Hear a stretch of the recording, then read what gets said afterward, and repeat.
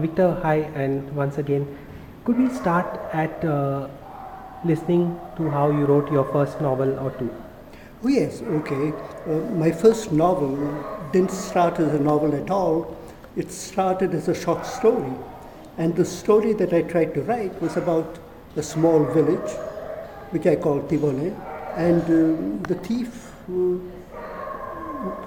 had been having all kinds of adventures here, he was the central character.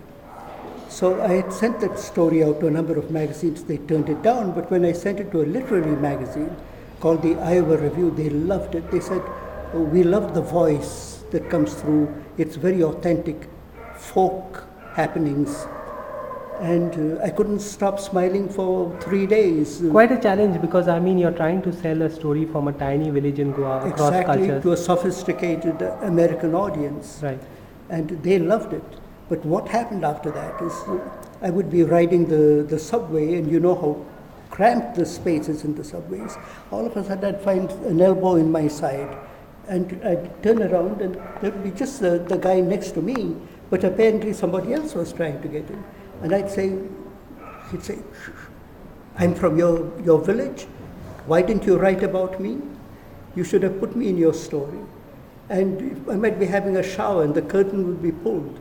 And I said, "Who are you?" He'd say, "I'm the Padvigar of your village. I should be in, you put a thief in there? What about me? I'm an important man in my village. Put me in there too." All kinds of thoughts kept coming into my head, people demanding to be put into the novel.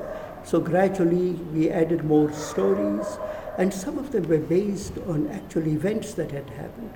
For example, when I was at Matadai, one night we heard a terrible sound, the car going through the village, and there was some screaming, and we couldn't tell, is it a man, an animal, what is it? A child had climbed up the jambul tree behind Matadai, and a branch broke and the child fell and had brain injuries and was being rushed to the hospital. Now that had happened in 1933. The novel was set in 1933. All of a sudden the memory came back to me. I made it part of the story, and the Padvigar preaches a sermon about the incident. So all kinds of memories came back and tied the novel together. How long did you take to actually write it from start to finish? It took about, the writing itself, the actual writing may have been 2 or 3 years, but the revisions took much longer. So I started in 1990 and it was finished 1998.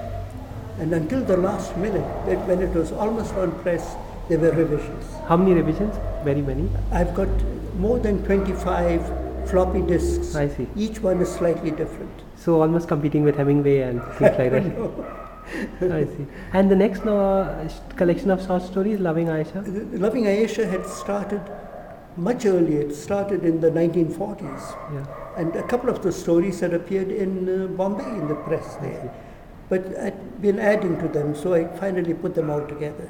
Any plans for next further novels? Or? Yes, there's another novel in the works. What's that? It's a novel about a big city in India, not Mumbai, a different place, but it's very different from the small village atmosphere of Tivole. So can we assume that Tivole is equal to Saligaon, or is it a mix of many places?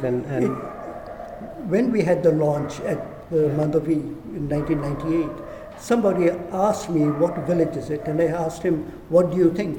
Yeah. And he named his own village. I see. And other people named other villages.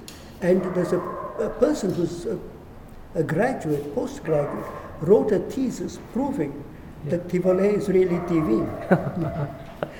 So we'll keep guessing. We keep guessing, but it is some of the scenes are from Porvorim. I see.